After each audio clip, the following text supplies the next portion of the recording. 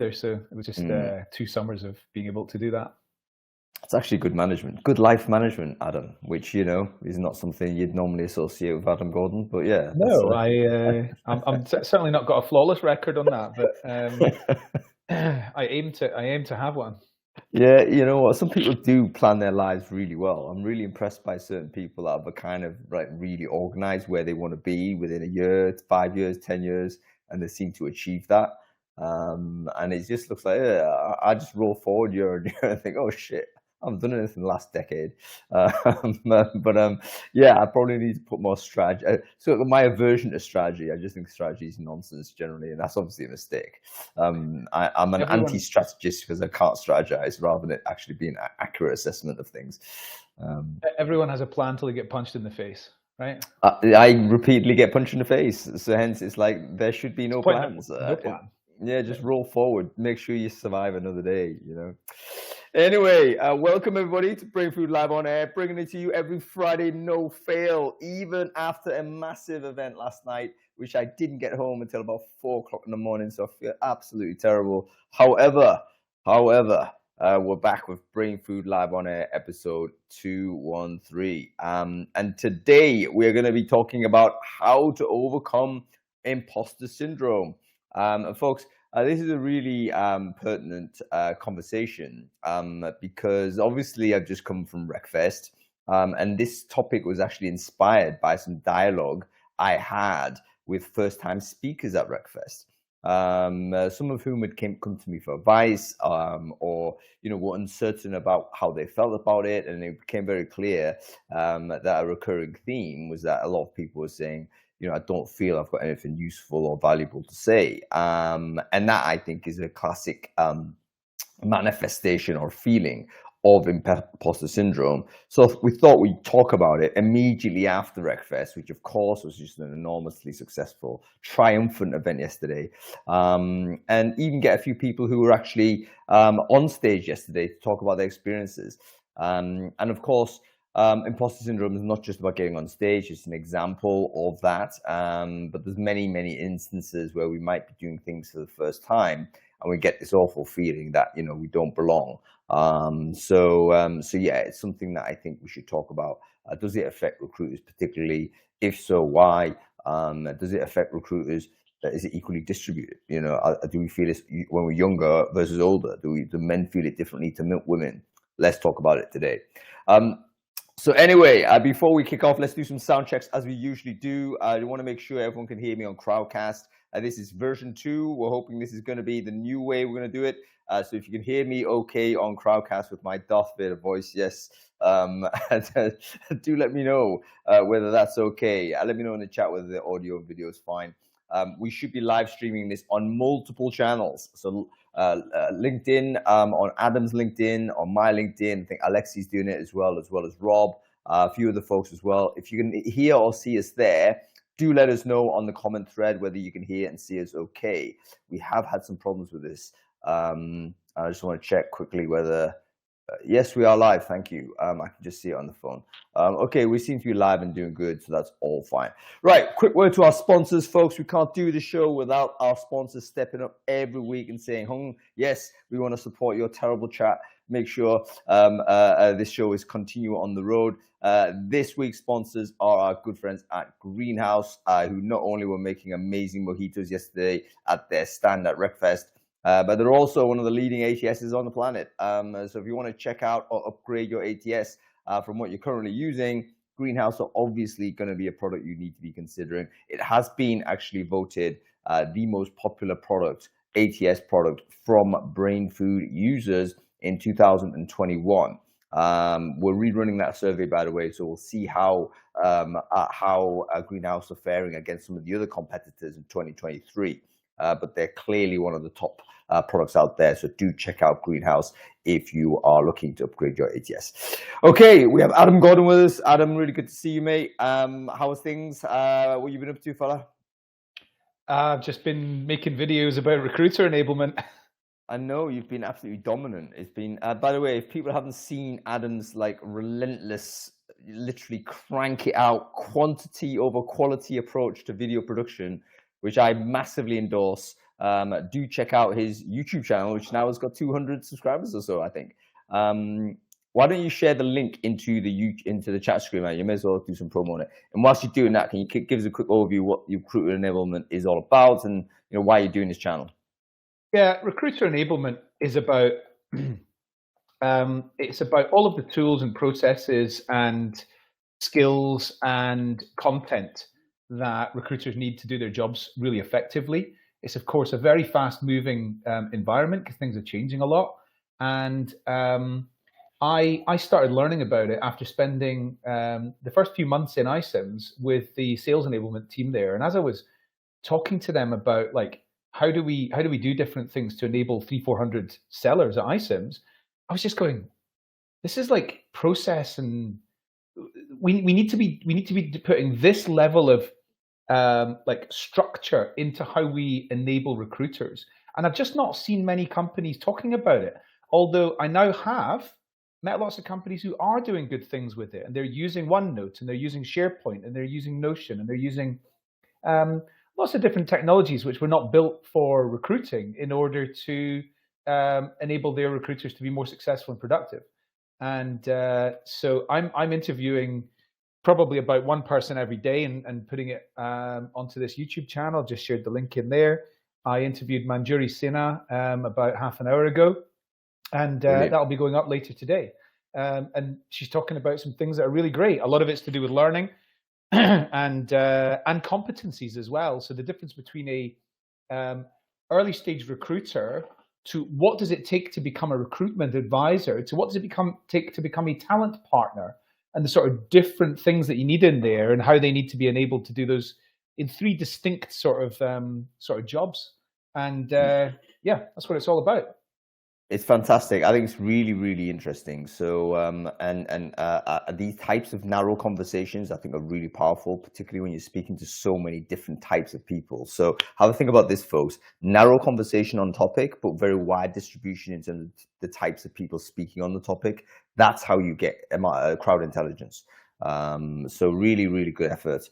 And I'm just a fan of the volume, mate. You know what I mean? It's like I just get thrilled whenever you're chucking out more stuff over, inflicting more videos on us. That's thrilling for me. Just to be clear, when you say quantity over quality, I hope you're talking about the quality of the production, which is pretty basic, as opposed to the quality of the information that's coming through from my guests. Yeah. Because I think that's high quality stuff. Yeah, absolutely. I mean, this is when I kind of talk about quality, I mean all of the polish is not there. So I'm a street food man. I'm a street food man, not a fine dining man. So I prefer the stuff out of the street. And hence that's high volume stuff. So I prefer my content that way in the same way I prefer my burger that way. So all right. Anyway, let's get on with it, mate. Let's review the newsletter real quick. Give us a couple of things that you read that you were interested in from last week, fella. This is the first time you didn't ask me if I'd read in like 3 years or whatever we've been doing this together. This is the first time you didn't ask me if I read it. So it'd be great if I just said now, yeah, I didn't read it this week. Yeah, you know what? You're entitled to actually say that. So I'm kind of not prepared for that moment. But you are entitled to say that at some point. So that's the point I get fired, probably. Okay. So I want to start with two surveys. The first one was the IBM survey, which was CEO decision making in the age of AI.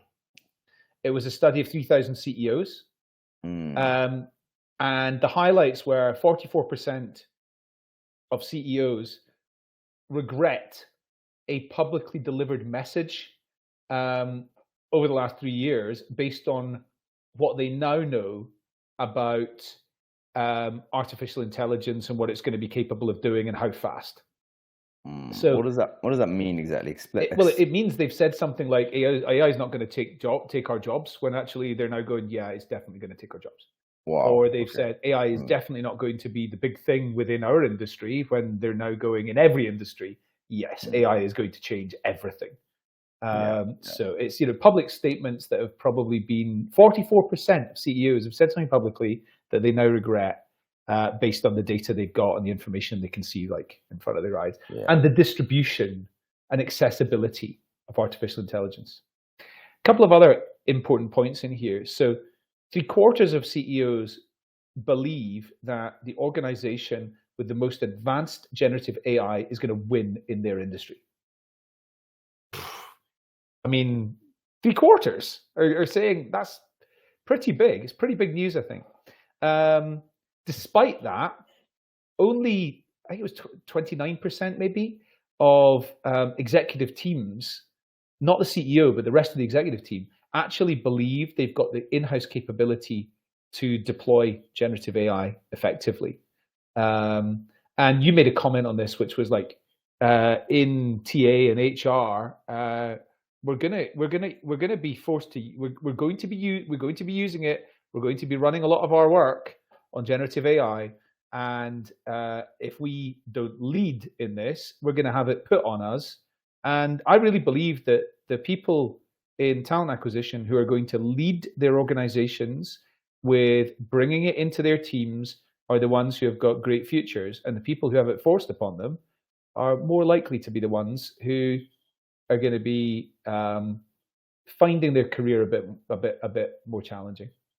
Yeah, I think that's absolutely right. I mean, I'm obviously CEO stuff. I think it's important for us recruiters to pay attention to what CEOs are actually thinking and doing and what they're reading and consuming, because they're obviously the ones who will make top-down decisions.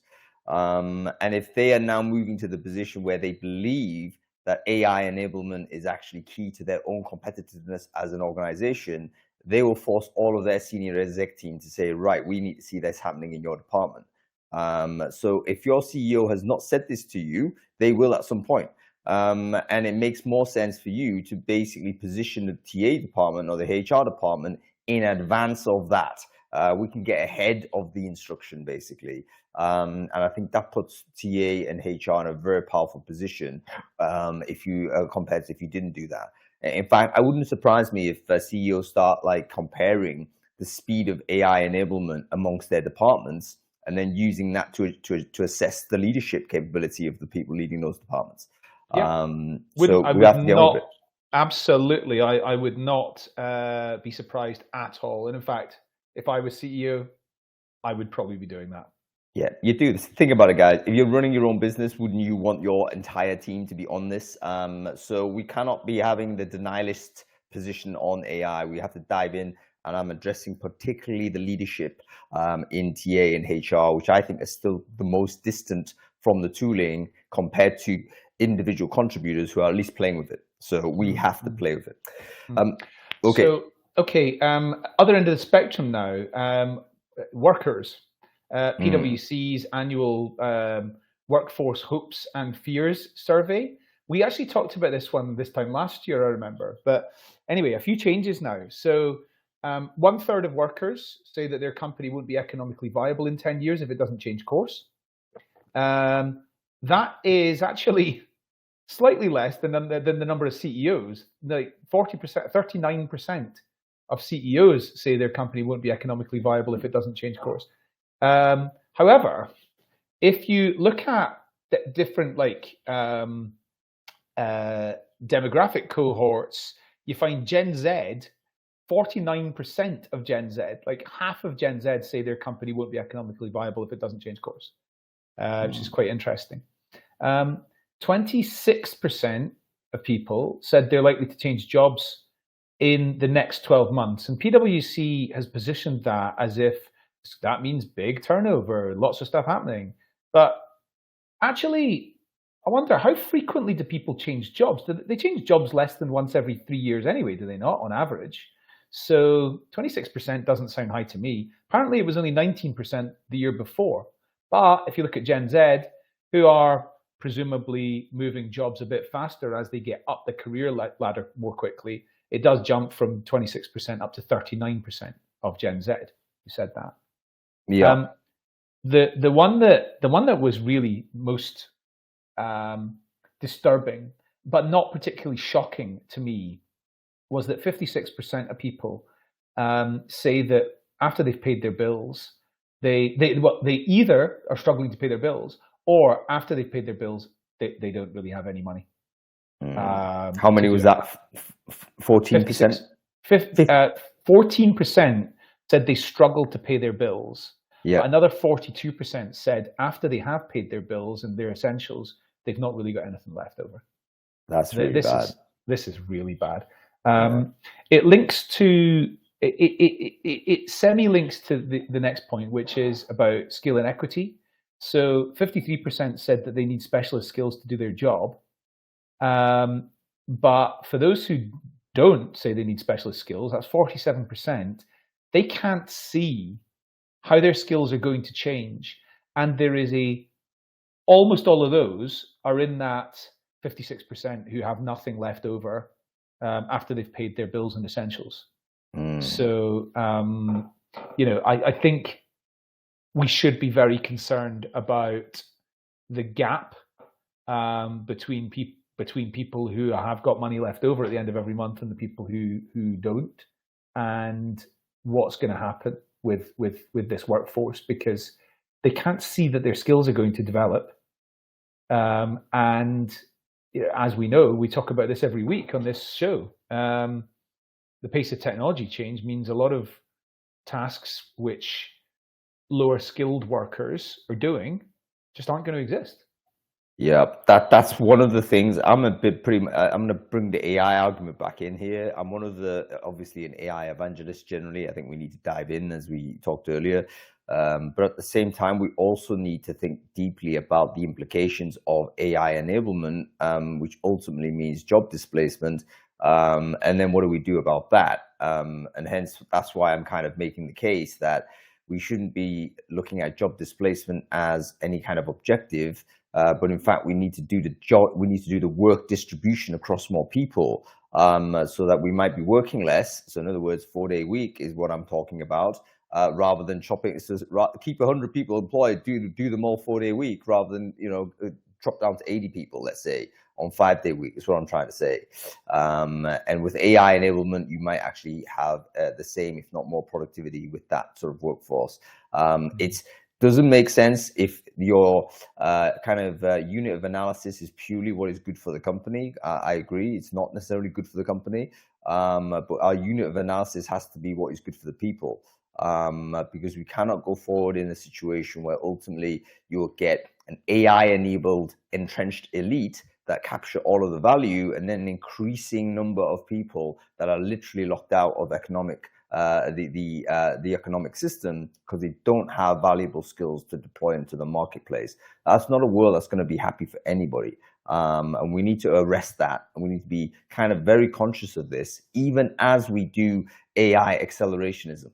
So that's this point I'm going to kind of make a little bit more powerfully, I think, and more publicly going forward. I think it's very important we talk about it. Anyway. It's funny you mentioned that.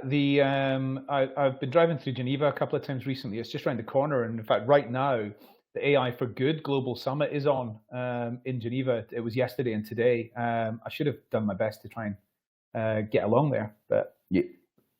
There'll be all kinds of crazy things happening in Geneva, isn't it? UN's based there, I believe. One of the big UN centers are there. So World Health Organization. That's it. My mate Pierre lives there with his lovely wife and family. So go and say hi. Anyway, give us one more. Okay. Right. Another one that's a little bit concerning. I've got a lot of respect for the teaching profession. And here was an article all about people who have left teaching and what was life like for them afterwards and how did they feel about it and whatever. And much as it's entirely all about people in the US, I think it certainly would be the same in the UK and very likely other countries as well. So some of the highlights from this, in the US alone, there's tens of thousands of teaching jobs vacant currently, while 55% of teachers in the US are considering leaving the profession earlier than they had planned. And that's more than double the number reported 3 years ago. So there's a very, very big increase in worker apathy, or like engagement is rock bottom by the sounds of things. It's a bad job, I'm afraid to say. I mean, you talk about working conditions. Being a teacher is a bad job. It's well underpaid. That's true in almost every country. The classroom size is too big, so all you're doing is management of wrangling the kids rather than teaching. And the respect level of the teaching profession has really just been on a declining phase. 200 years ago, 150 years ago, teaching was up there as like one of the premium professions. Up with And doctors now, and things. Yeah, absolutely. now you speak to anybody, oh, I want to be a teacher. You look at them and, it's not a high status job anymore. So is it any surprise people want to now move out of it? And what does that even mean for the future of education? So yeah. Very, very scary for the future of education. It needs to change. There needs to be a big change. Either salaries need to go up considerably, or there needs to be a lot done to redress the balance of the ratio of teachers to pupils, students. There's more burnout in thereing, as in, I don't know, I can't remember what they call it in America, but basically what we know as school. There's more burnout in the teaching profession than in any other profession in the United States. Yeah, and it's got to be one of the hardest jobs as well. I mean, I think everyone loves to teach. I feel everyone loves to impart knowledge to other people. That's very receptive, but it's how you do that to, let's say, an apathetic class, or how you do that to, encourage people that might be hostile or resilient to it. That's very, very difficult. And Sarah, I just noticed your comment there. That's really disturbing to see, because yeah, absolutely. I think male teachers, particularly, it's certainly becoming a feminized profession as the time seems to go on. So why is that happening? Who knows? Steve's point's also really valid. Summers off just means a different job over the season for supplemental income. That was mentioned in the article as being, I think 1 in 5 have got a side gig doing either private tutoring or something like that, or it might have been less than that. More than that, more than 1 in 5. But interestingly as well, like most of them said, I think they all said actually, life is now better for them now that they're not in the profession. However, they do feel like their life's calling was to be a teacher, and if things were different, if the circumstances were different, they wouldn't have left in the first place. They'd have gone back. It's really concerning. It's a really interesting article. It's a tough read. I do recommend you read it though, folks, because there's 2 reasons why. Number one, we need to be aware of the teaching profession and try and, again, start the argument how to revalue that profession.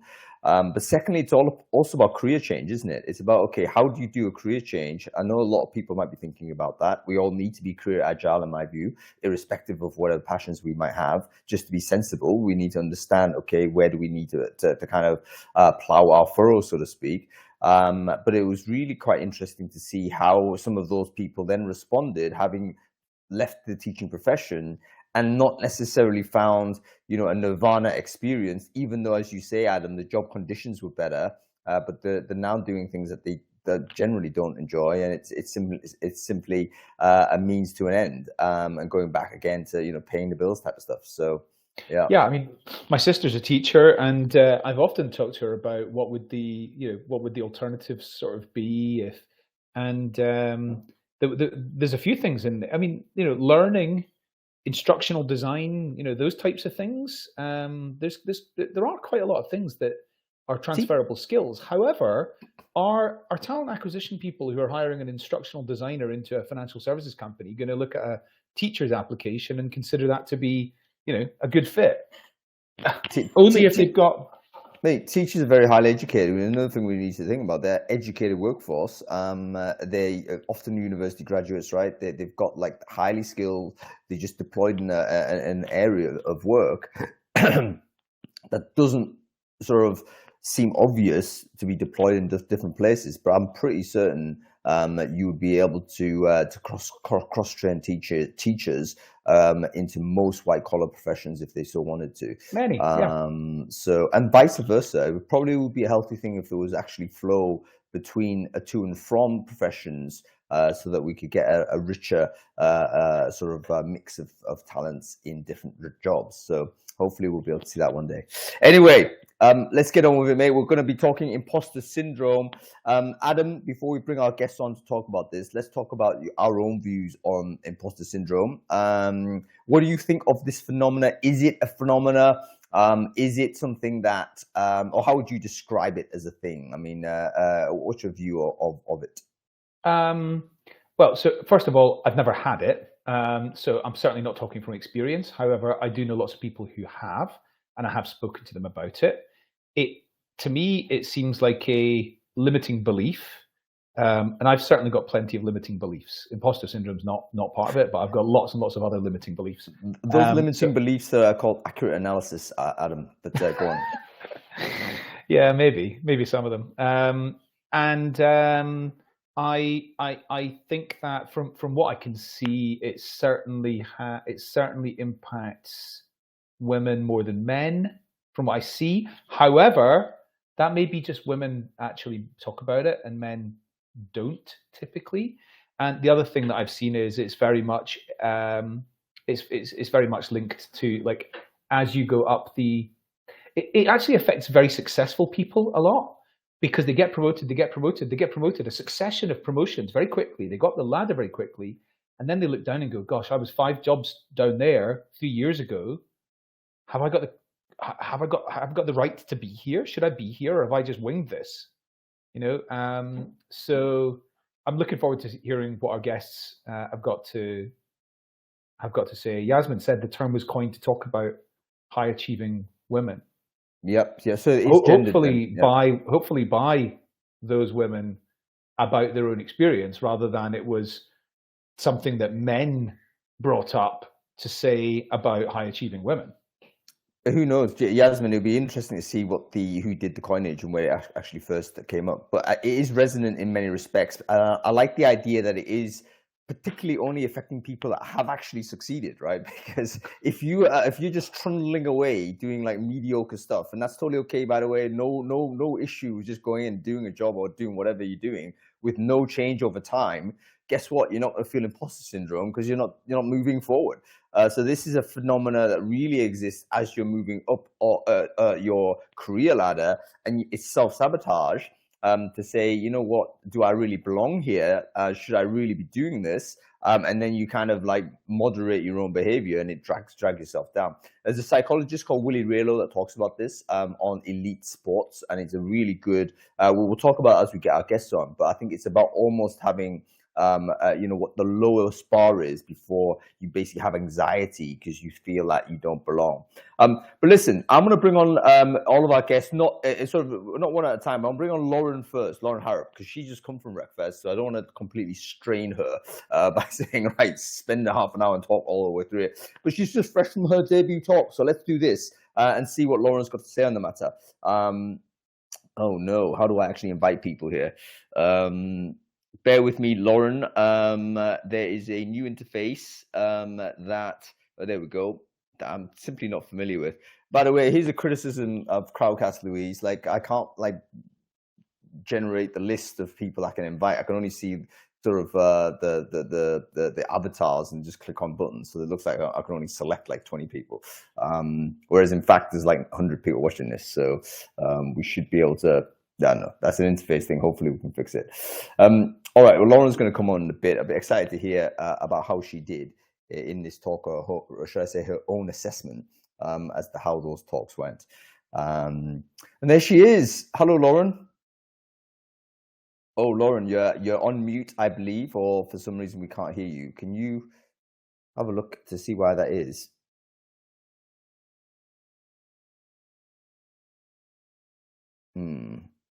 Why should sort of sorting that out, Lauren? No, we can't hear you, I'm afraid. Maybe it's the earphones. Maybe plug them out and plug them back in. Oh, definitely earphones. Yeah, I think if you take the earphones out, we can hear you. Anything? Yeah, that's it. Cool. Thank you.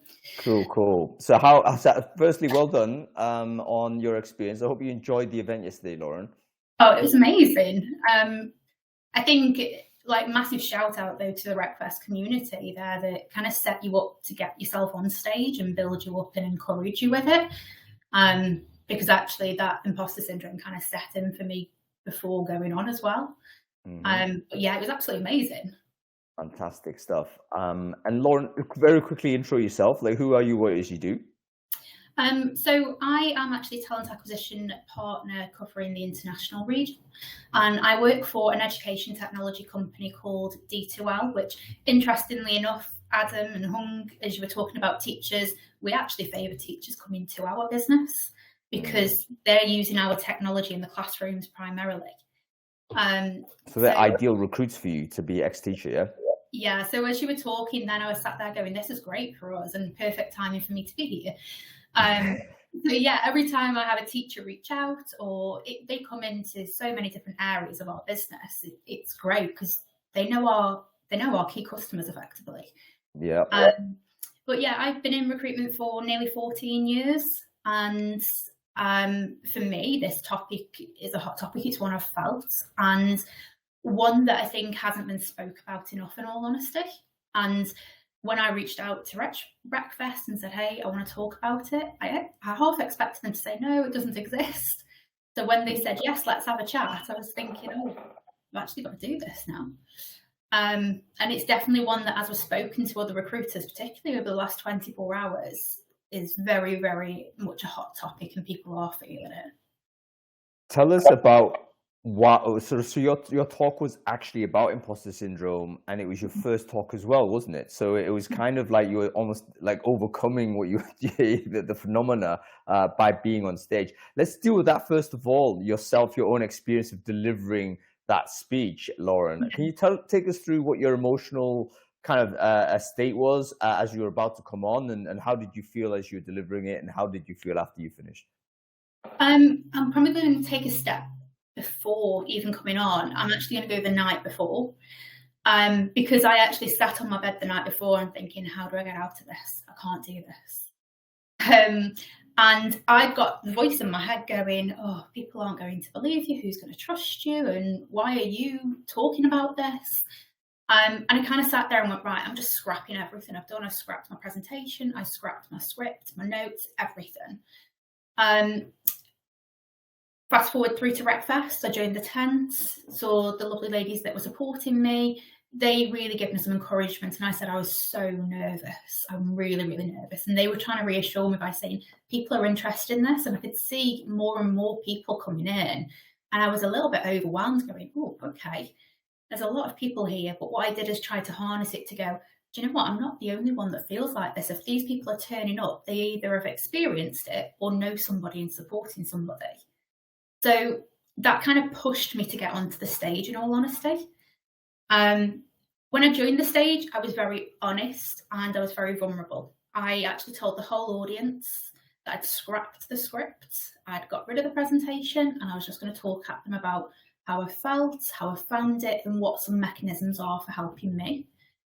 I kind of went off what the audience and their reactions were, and I could see people at some points nodding really, really strongly, and some people that looked really intense, and I just wanted to go with the flow of what I thought was appealing to them, really. But I was very vulnerable with my experience, and I was very much telling them about how I cope with it.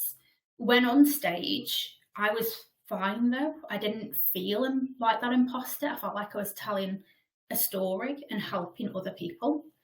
Coming off stage was very overwhelming. Even to the point today, I still find it very overwhelming. It's very surreal. A number of people coming up to us and talking about it and saying how they've had this feeling and not been able to identify it or thought they were alone with it. Even this morning, waking up, my LinkedIn inbox has gone absolutely crazy with the amount of people saying thank you for talking about this, and I'm sat there going, okay, I've actually done something good. So that kind of puts that imposter back in the box for me today, but very much on a scale of going, I've actually done something for the greater good of like the recruitment community. That's what I look at. Fantastic. I would say a virtual round of applause for Lauren here, because not only did she get up and do the talk at Recfest, but you actually agreed to come on Brainfood Live immediately after to talk about that sort of situation.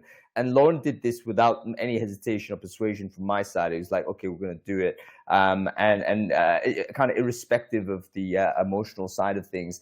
Thank you for doing it, first of all, Lauren, and very interesting that you had that, like, it seemed to be like an up or down sort of emotional state. So prior, and then after, there were the big heights of emotion. But when you were actually doing it, you in the moment, it didn't seem to be that prominent. So that was quite an interesting phenomena. I wonder whether that's actually quite a common thing for people in public speaking. What are your thoughts on that, Adam? Have you got any? I mean, you've done a lot of talks. I guess everyone's different, but is that a sense that you normally get, that once you're in it, you're okay? And prior and after, it's a little bit strange? I mean, I don't know. It's really difficult because it's one of those things that I've just never had a problem with, and I've just never felt like that. But I'm really respectful of people who have felt like that, and you know, I'd like to understand a little bit more about why it happens, about why this affects some people in the way that it does. But yes, public speaking, like especially at a big event like Recfest or something like that, is definitely one. Or coming onto Brainfood Live, to be honest, is definitely something that people do get anxious about. In fact, in the recordings that I've been doing for my YouTube channel, people have said to me, they've come on and said, and I think it's actually all been women. It has. It's all been women who have said to me that they've been nervous about doing the recording, and you know, and then they've done so, and then they've talked about something that's really great, and it's important. It's important for everybody to kind of understand, and I don't know how we do this, but to understand that their experience is theirs, and it's going to be valuable to other people because it's not anybody else's experience. Yes, and so everybody's got interesting things to talk about. Just a lot of people don't realize that. I think a lot of people feel the pressure of being an expert, don't they, Lauren? In the sense that, like, what I get a lot, because obviously I'm going and recruiting people to come onto to Brainfood Live all the time, and oftentimes when people say no, it's because they come back with that feedback. Often say, look, I'm not an expert on this, and they don't realize that actually Brainfood is not about expertise. It's just about having conversations. But in fact, most things are not about expertise. You know, we're recruiters doing jobs, so we're expert on bits and bobs of that. But we haven't solved all the problems in recruitment. You know, we're talking about our experience. So everyone is an expert in their own experience, I guess. That's like that was almost exactly the words I was about to use. Everybody's an expert in their own experience. So your what you've seen and heard and felt, nobody can argue with that because it's what you've seen and heard and felt, and you know, everyone is different. The map's not the territory. Lauren, go ahead. Sorry, this is interesting actually, because one of the key messages I wanted to people to take away from the talk yesterday was, and I think it was probably a few sentences in, I said this: I'm not here to cure your imposter syndrome. I haven't cured my own, and I don't think you ever will, because we're humans, we've got different emotions. But what we want to do is to take away that others feel this as well, and you're not the only one. And how do we support each other as a community to do that? Because for me, recruiters, we've constantly got plates that are spinning, and we're always looking for that perfect candidate. If you don't find that perfect candidate, you then either doubt yourself or doubt the market, and it's which one comes first, in my opinion. But I do think that you have to do a lot of self-development and well-being work on your own mindset, and you have to have a really supportive and psychologically safe environment to be able to voice that in. And that was one of the things I wanted people to take away yesterday. I need to sneak this question in, Lauren, because you said something really interesting. You kind of sort of intimated again just now. But was the sense of you helping others, did that help the imposter syndrome go away somewhat? So that you felt that actually I can help these people, and then suddenly you're shifting, your mindset is shifting towards these people need support, and then suddenly that the voices you were talking about who were telling you bad things, that's going away. It's exactly that, yeah. And I think I also do that in recruitment, where I'm going, right, I'm helping this manager, I'm helping to find this candidate. And it's when we focus on ourselves and we invest in ourselves maybe a little bit too much, that's then when the doubt comes in. And it doesn't matter how many times somebody says, oh, you're great, or it's fine, or everything will be okay. You've still got that mindset. So for me, knowing that the reason I was getting up on that stage was to support others and say, you're not alone, that's what really pushed me up there. Because I even remember standing at the side of the stage thinking, I want to do this. I want to take my shoes off and run, basically, make it over to the car and get out of here. Mm-hmm. That was the intensity of the feelings. But as soon as I saw how many people were there, and the ladies that were supporting me were saying what a hot topic it was and people wanted to hear, I was actually much more reassured. Go, right, people want to hear about this. They want to hear what I've got to say. I'm not an expert, like you've said, but this is how I've felt, and this is how I deal with it, and this is how I think we should be approaching it. And that gave me a lot of reassurance when they were talking through and saying it works really well. How does it link to the concept of self-esteem? Or is it completely different? I think it's separate, personally. I'm a good person. I feel good about myself. But there's occasions where I'll sit there and go, oh God, when are they going to find out that I shouldn't be able to do this job, or I shouldn't be allowed to do this job? But I still value myself, which is a really strange feeling. That's what, for me, puts me on edge, really, and it will throw me off. And I have a small support network that I know I can call and go, oh, I'm not feeling great today, and this is why. It's not normally a me thing. It's normally an overthinking of a task or an ask, or can I do that? I actually said in the talk yesterday, I'd seen something on a TikTok, and I'm a big fan of bite-sized knowledge learning, and it was actually around imposter syndrome, which was similar to what you both touched on about actually as people progress through their career and up the career ladder, that's when it tends to set in. And this is what the person was saying on the TikTok, but actually what they finished with is, if you weren't ready for that opportunity, it would never have been presented to you. And I think that's really important for others as they move through that progression, to remember to say, you would not be offered that job if you weren't meeting that criteria, or if you weren't capable. And hey, this is something I strongly talk to our TA team about. No candidate's 100%, because if they are, they're going to get bored and leave and not want to do that job. Look at that 80% and look at the development and the stretch. And so as somebody gets offered that next step in their career, there will be a gap. Then it's actually identifying what that gap is, doing that self-analysis and how you support yourself, so that that imposter is still going to be there, but they're not as prominent, or it's not crippling you to stop you from working. A couple of things here, folks. Right. I want to say a couple of things real quick. Firstly, none of us here on screen are trained psychologists in any way. We're not mental health professionals as well, etc., etc. So that's a caveat I want to just put in there, because I'm just roll out a few things that seem to be the case from what Lauren's been saying. And I just want to sort of underline that. Firstly, it's almost like getting out of your head, right? Because if you're helping others, you're externalizing your focus, and you're saying, you know what, these people need support.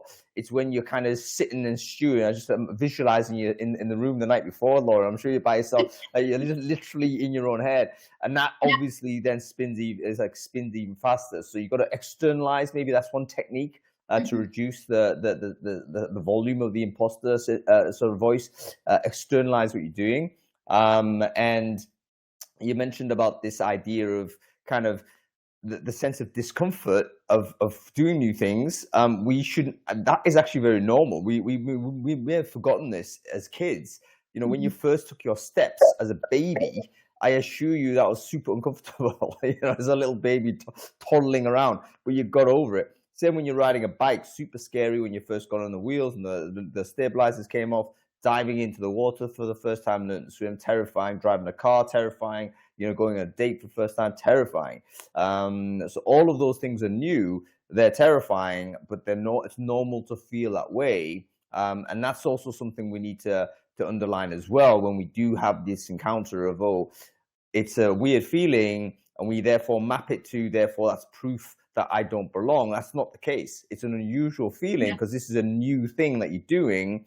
And it's part of learning new things to feel that discomfiture. So anyway, that's my quick analysis on that. Lauren, before we let you go, because I know you're probably mentally maybe exhausted from all of it yesterday and today. Having done the exercise and given your first talk, what sorts of lessons have you learned for yourself about this syndrome that you're going to now kind of take forward for yourself, and maybe explain to others when you get the chance? I'm really glad you asked that, because I actually put in our Zoom team chat what I'd learned from yesterday.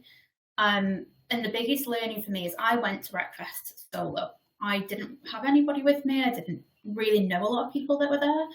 And actually it helped me a lot with that imposter syndrome, because I sat there going, you know what, no one knows really if I'm capable of this or not. They're just trusting me to get on the stage and to do it. But what I did find is that a group of strangers can be your biggest cheerleaders if they actually believe in what you want to talk about, if they've felt that. And I suppose it's actually finding that community of support, because again, if it hadn't been for the support there, I think it isn't that I wouldn't have done it when I got there, but I think I would have felt differently on stage. So for me, the takeaway more than anything is, one, never over prepare, because the night before you're going to chuck it all away, so it's a waste of time anyway. Prepare as much as you need, a few bullet points, etc. But then communicate how you feel, even if it's with strangers. If they want to support you, they'll show you that positive intent. They have got your best interests at heart to make sure that you do well on that stage. And so for me, it was having trust in others and assuming that positive intent, rather than going, oh, what if somebody thinks that I'm not very good? It was trying to flip it around.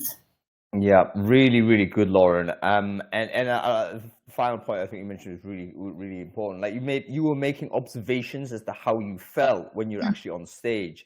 So you're not like creating this wonderful story that's totally polished, but you're actually commentating on how it is when you're up there. And that may be one other technique that we can use. Again, we're talking about public speaking as an example, but I think you could use that in other areas of wherever you feel that sense. You could just talk about, okay, this is how I'm feeling about this. And then straight away, you're observing the scenario rather than being consumed by it. Lauren, thank you so much for your time. Wonderful effort from yesterday. I'm really pleased that you went through and did it. And very much look forward to learning a little bit more as you go forward in your career as well. So hopefully you'd want to come back to Brainfood and give us an update on that. But thank you so much for your insights. It's been absolutely excellent, Lauren. No problem. Thank you for having me. What a lovely lady. And I think definitely loads of insights from people who are doing the direct experience of it. So Anna, Becca, and Alexei, we're going to bring you on in a minute. But before we go and do that, we always have a mini break in the middle of Brainfood Live. The reason for this is because Brainfood Live is a show that is starting conversations. However, we're going to come to an end and we have to come off air, and we don't want to do that and make sure that we kill a conversation that might have more legs to go. So this is the time where we want to take your LinkedIn URL and share it in the chat stream on Crowdcast, or if you're watching it on any of the LinkedIns right now, whether you're on Rob Walker's LinkedIn, Adam Gordon's LinkedIn, Alexei Gates' LinkedIn, go and share your LinkedIn URL in the thread there, and then connect with everyone else who's done the same. That way you can then have conversations with people that care about this topic after we come off air. Worst case scenario, you walk away from this conversation with 30, 40, 50 extra connections that are going to help boost your network and people who are going to help you develop more swarm intelligence and be future friends of yours and so on. Okay, cool. Let's bring on our other friends here. Let's see where we can do it, actually. I am quite annoyed about how this thing works. I'm just going to have to identify them with a hover, which is just super annoying. Okay, there's Anna. Louise right there. Yeah, I don't know why they've done it. Maybe they're not used to having lots of people on. Like, for instance, I can't even see Becca from here. So how do I invite Becca if I can't see her? Maybe I can do it on. You can see her in the chat. Yeah, I'll try and find her in chat. Yeah, she's been there. Yeah. Loads of people chatting now. Oh, here she is. That's Becca. I can invite Becca. Yeah, cool. God, Lord, give me a search function. Right. Bob's made a good comment. Bob Pulver's made a good comment in the on the chat, actually. He has said fear of public speaking is definitely different than imposter syndrome, and I think it can be different. Although I think imposter syndrome can cause a fear of public speaking. So I think they are different, but one can cause the other. They are different, but I think public speaking is kind of an explicit example of the phenomena, which I think is good as an illustrative case. But let's say hello to our friends here. Anna, you're gonna forgive me if I don't pronounce the second name. No, I totally forgive you. You know what? I usually would give it a go, but I'm totally intimidated by Polish names, and this is gonna defeat me from there straight away. No worries. So why let's hear it from Anna. Anna, give us you tell us how it's pronounced. Well, you said Anna Pokrzywka-Szklarska, but in my companies I go by Anna PS. Anna PS. Anna, it's brilliant to have you on the show. Welcome, and can you quickly introduce yourself? Absolutely. I'm a sourcing operations manager at RTS People. a relatively small but brilliant company of people with a long-standing experience in recruitment. We are an RPO company, and we operate well globally with centers in the UK, Poland, Krakow, and in the US. Fantastic. Great to have you on the show, Anna. And we've got Becca here as well. Becca, great to see you. Can you quickly introduce yourself? Who are you? What it is you do? Yeah, I'm Rebecca Collis. I'm a senior sourcing manager at AMS, currently working on quite a lot of projects, but was internal talent acquisition until we didn't need as much internal talent acquisition just lately. So focus on improving our options across the globe at the moment. Great stuff. Great to see you again, Becca. And we have Alexi here as well. Alexi, great to see you. Can you quickly introduce yourself? Who are you? What it is you do? Yes, hello everybody. I hope you can hear me well, Hank. Yep, perfect. Yeah, amazing. So I'm Alexei. Actually, it's pronounced Geht. Oh my God. It's an Israeli name. It's a Geht, yeah.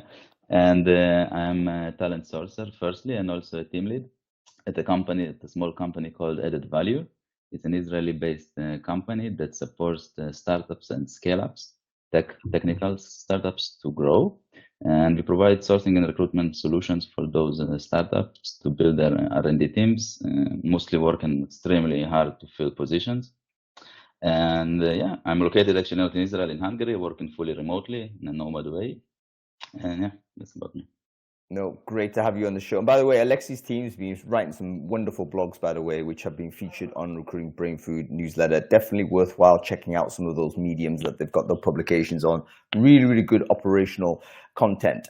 Okay, let's talk about it. We've heard a wonderful kind of a story from Lauren just now. Just a really, timely example of someone who's had to deal with imposter syndrome.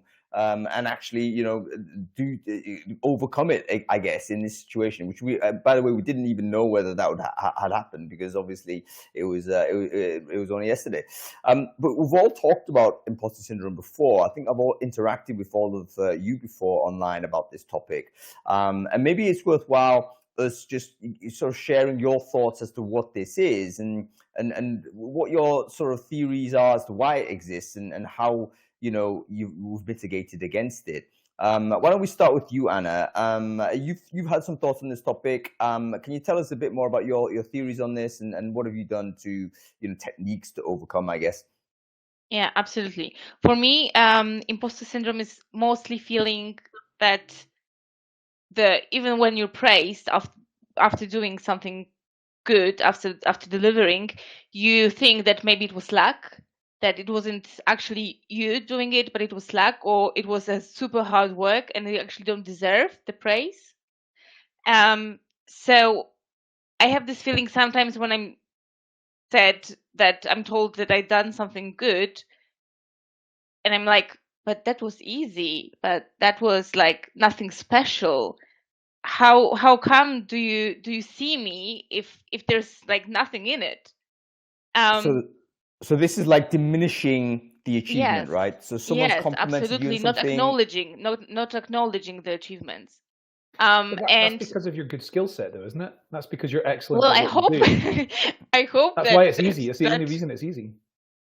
I hope that might be, but also a feeling of being inappropriate. Like, why am I chosen to do this task? What have I done in the past? Or why do they think I have the skills? But as it was said before, if you've been chosen, if you've been asked to do something, the requester has some basis, right? For me, I have been super lucky in my professional life to have great managers. Ones who believed in me, and ones who supported me, and ones who I've learned so much from.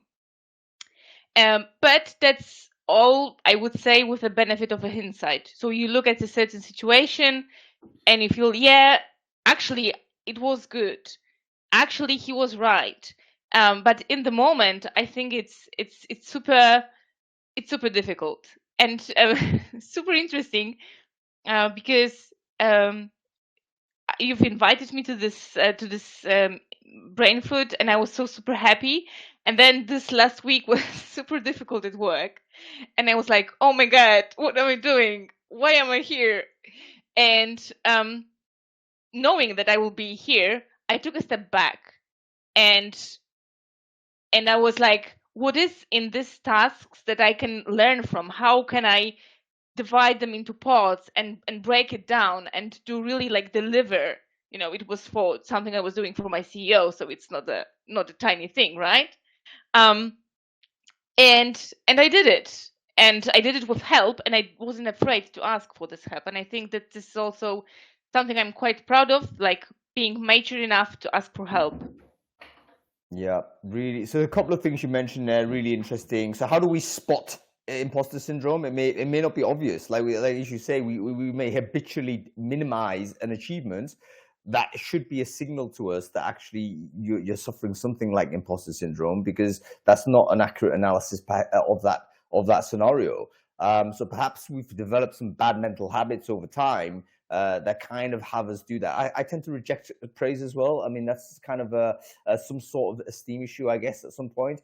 And we need to learn how to accept praise and criticism in equal measure, right? It's like, can you treat the commentary on your behavior as authentic, and then don't try and dispute it, whatever that may be.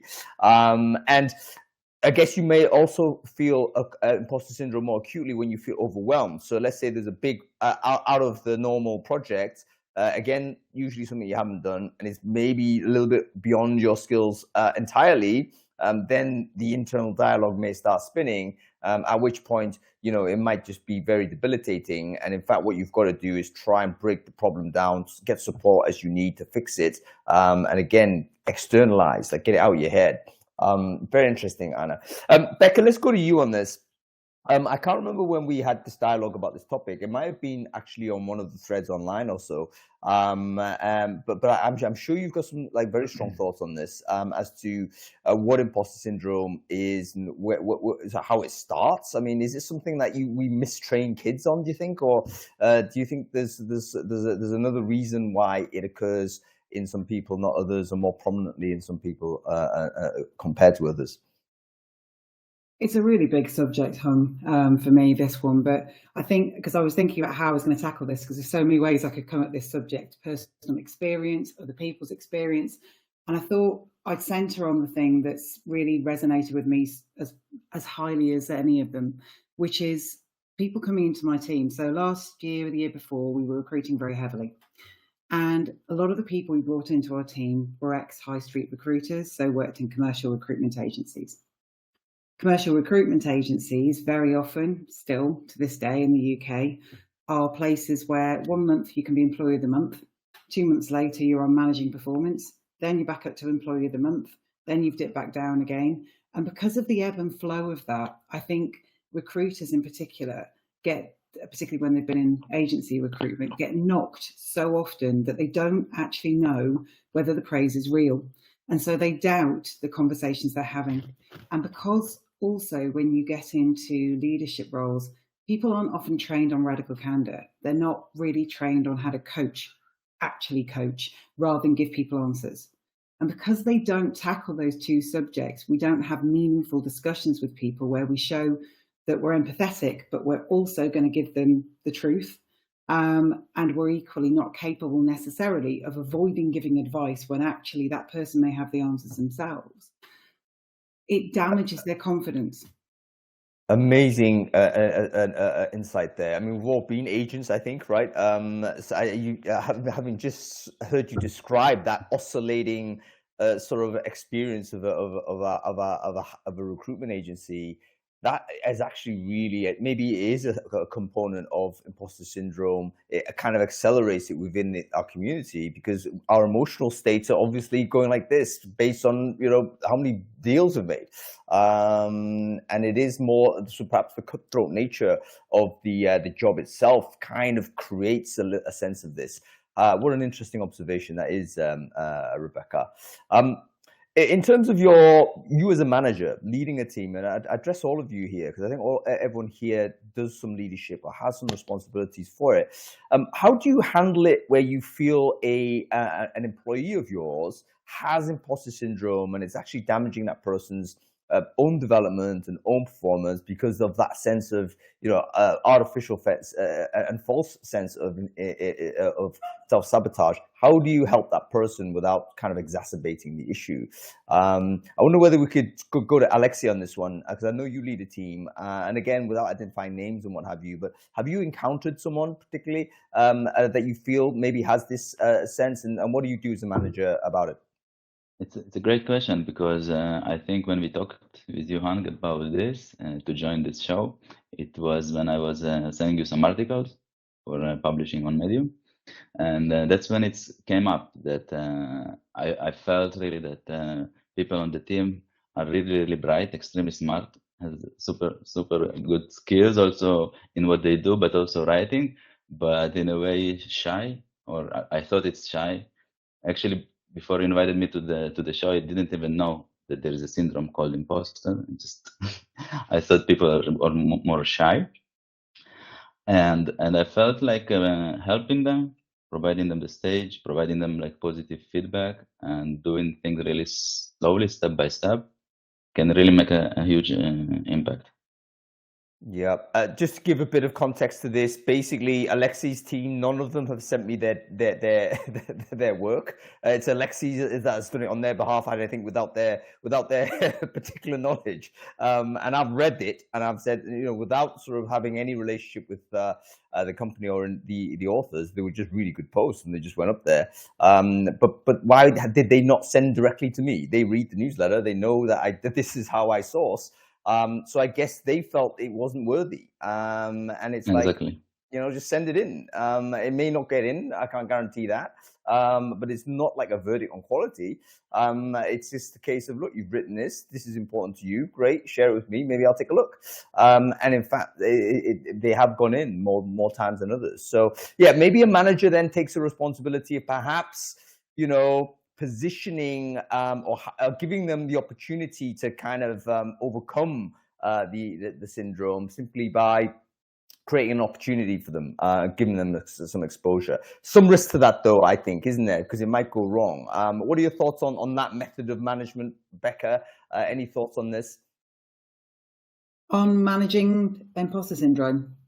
Yeah, like person you've got in the team, you feel, you know what, we could really help this person, but how do you as a manager, you know, do that without any harm?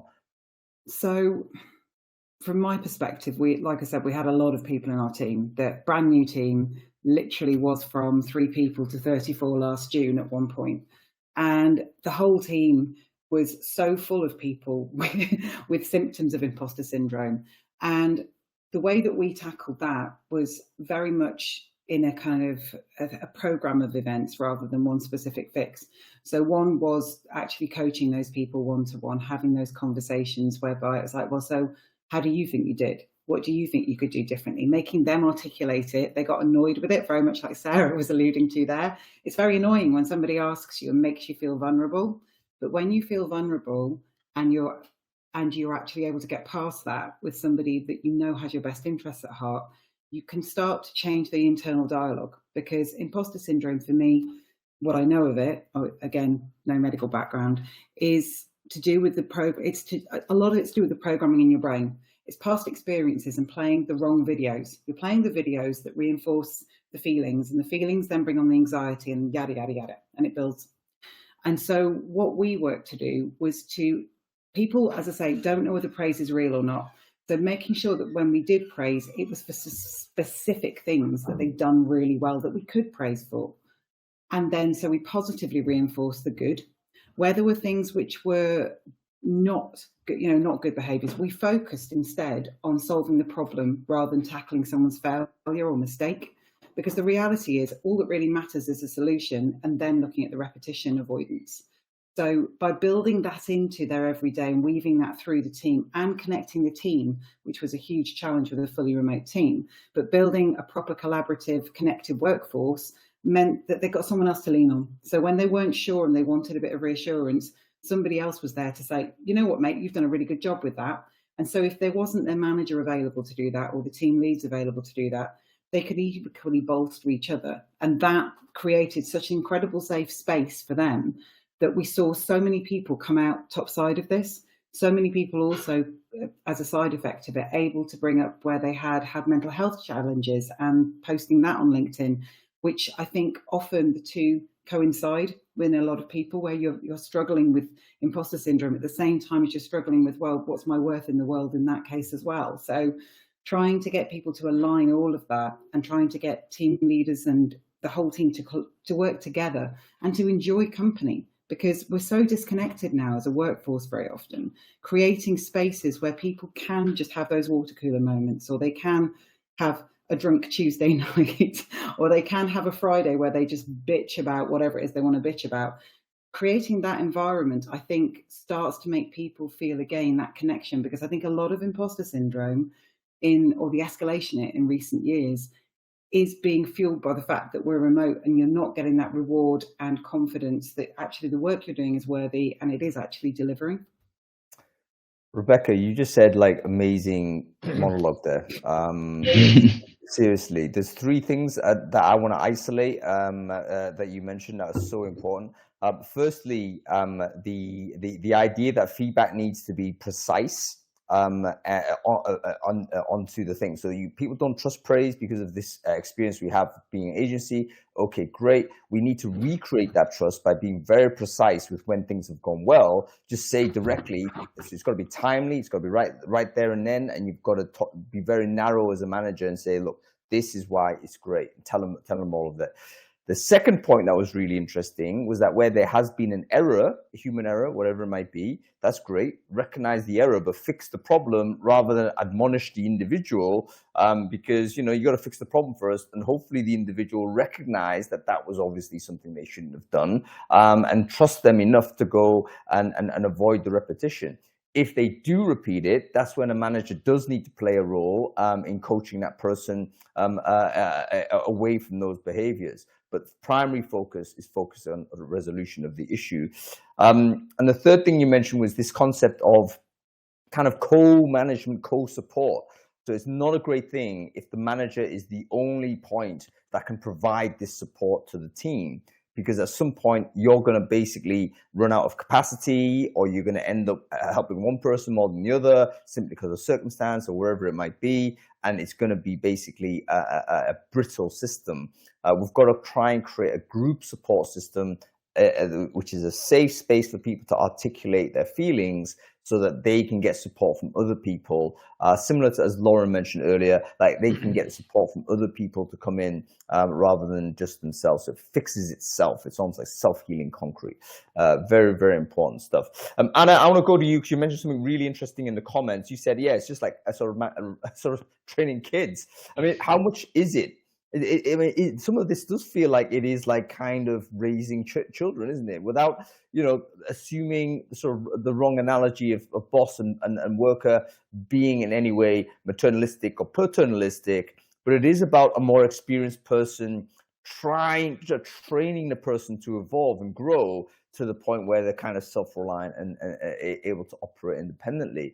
Anna, as a parent, I mean, do you feel that helps you as a manager or a leader, having had parental experience? I mean, yeah, actually, when you ask about it, I think I do, because I am able to understand the emotions or behavior that is behind someone's mistake or someone's actually good performance. When you have kids, you have to be able to put yourself in their shoes to understand what the end of the world of a 5-year-old comes from. Recruiters are sometimes like children. But I also think that it's what Becca said about safe space. What you said is super important, not only to be there to praise and to show mistakes and work together on them, but it's also, what I find important is to give people space to vent, just to listen to their complaints, but to make them feel that they have been listened, they have been heard, they have been seen. Yeah, so the point there, by the way, folks, what Anna's saying is that you don't necessarily need to always try and solve the issue. It may not be a solvable issue, but you need to recognize the person has articulated this, has felt this, and you've got to say, yep, I hear what you're saying, because oftentimes some of those problems are just the sense they're not being recognized or heard in some way. And that is classic parental, that's classic management. I think there is something in there, simply because I remember as a kid, or you observe any kids, they kind of catastrophize very easily, right? There's a small thing that goes wrong and it's like complete disaster, mega tantrum. And we can see sort of maybe that's an element of imposter syndrome in some way. It's a related kind of feel where some small thing might occur and suddenly it becomes like a huge issue. And in fact, it's just a mountain out of a molehill. And as an older person, as a manager, a parent, or a leader, your job is to make sure that actually it's not as catastrophic as you might imagine. Can I ask all of our guests, do we think that imposter syndrome is something that is more prevalent within our industry than it is in our profession than it is in other professions, or do we think it's similar right across the board? I think it's similar. I just think recruiter has more stage and they're more seen, so that's maybe shown a bit more. But in my experience and how I feel, it's everywhere, all around us. I agree with that. I think recruiters have more stage, as you put it, and I do think that it would, for somebody with imposter syndrome, recruiting would seem like an unlikely profession for them to go to. Would be, a bit of irony on that, because they're kind of performing a lot. They're in every interview, they are achieving influence, and they've, got to create an impression, and they're on stage. But at the same time, Becca's point around, I think, like commercial recruitment agencies and that star of the month one month and then performance managed the next. And I can see that in a lot of different recruitment agency environments, and that's not going to be good for somebody's, good and bad. I think it's one of those that definitely would cause psychological stress, but there's also a kind of a brutalist argument to say, you know what, the people that make it through that type of horrendous kind of journey will come out stronger. I'm not sure whether that's sort of entirely true, but they may come out with a survivor instinct, but they probably still have that internal doubt, if you like. I think the observation that you don't trust the praise is actually a very, very profound one to think about. Folks, we're running well over time, I'm afraid to say, so we have to kind of bring it to a close at this point. I wanted to leave the guests with a final word on how you would sort of advise someone to overcome imposter syndrome. What is the one piece of advice that you would give? We heard from Lauren, one of the things that she said, that, go to the shift towards a support others type mindset and get yourself out of your head. And that was one technique. What are the techniques you think might be useful for other people to learn? Anna, let's go with you on that.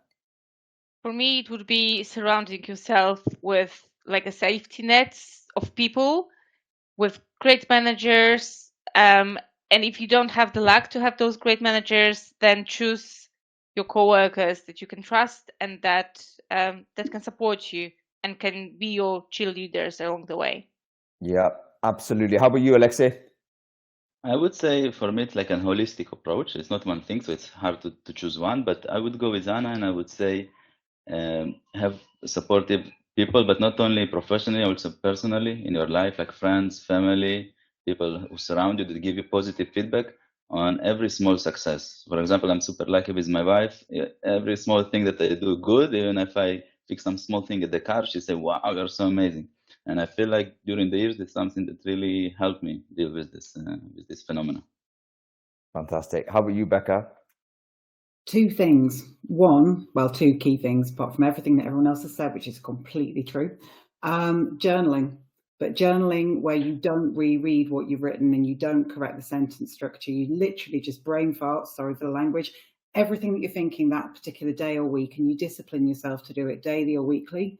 In tandem with that, you also create a list of achievements each month. So every single month you have to document the things that you're proud of that month that you've actually done. It can be done weekly, it can be done daily, depending on how severe the imposter syndrome is. But sticking with those two single things means that you've got something to go back to actually, when you're feeling challenged and you're undermining yourself, you go back and you reread and go, crikey, I've come a long way. The journaling one in particular, I think, is very, very powerful. Very, very good. These are great techniques, folks. And like I say, I don't think you have to be a mental health expert or a psychiatrist in any way to be able to adopt some of these things and kind of just experiment with them yourself and see whether they may help. So if you have some sort of imposter syndrome, or if you have some sort of self-limiting beliefs, let's say, that are not accurate, then some of these ideas might be worth you practicing and putting into place. Okay, we have to finish the show here at this point, folks. So let's say thank you and goodbye to Anna, Alexei, and Becca. Great to see you guys. We will say goodbye to you here.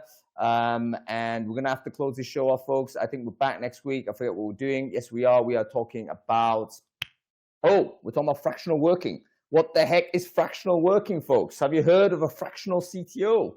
Have you heard of a fractional HR person?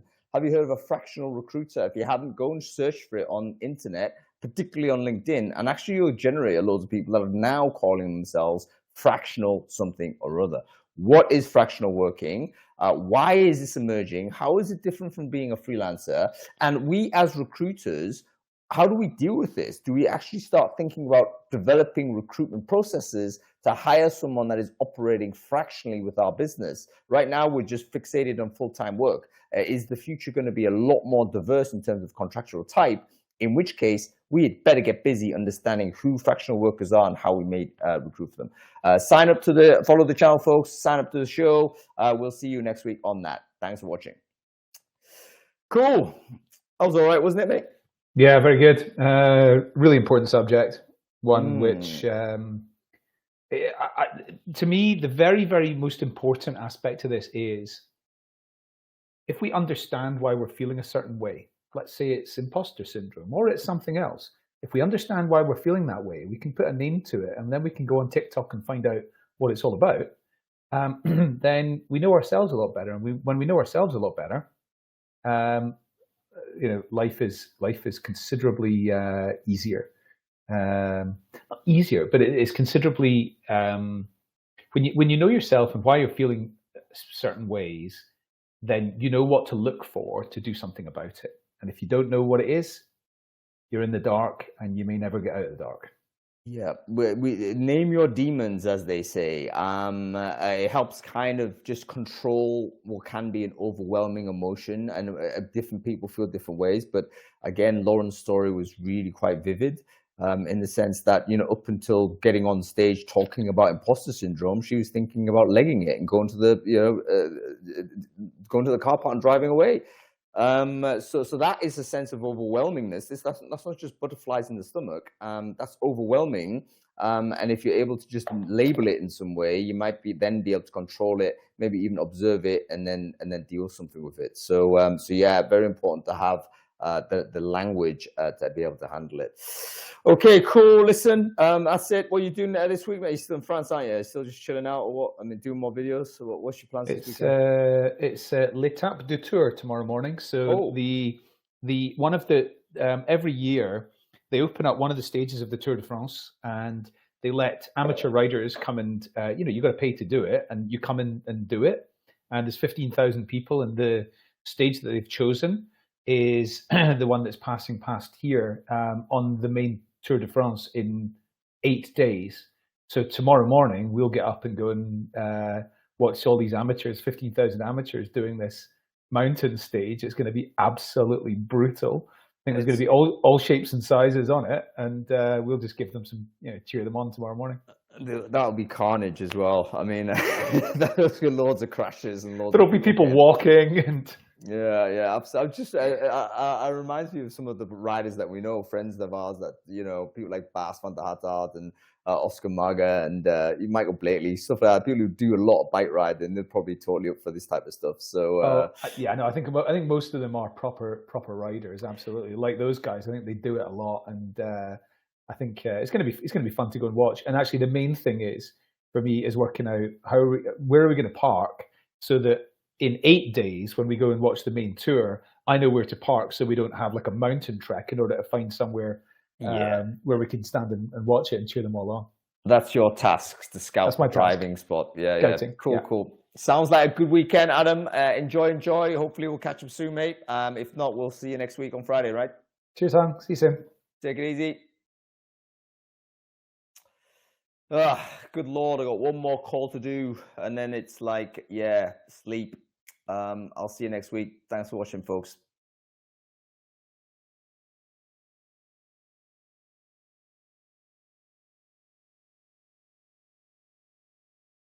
Have I stopped the recording and the broadcast? There we go.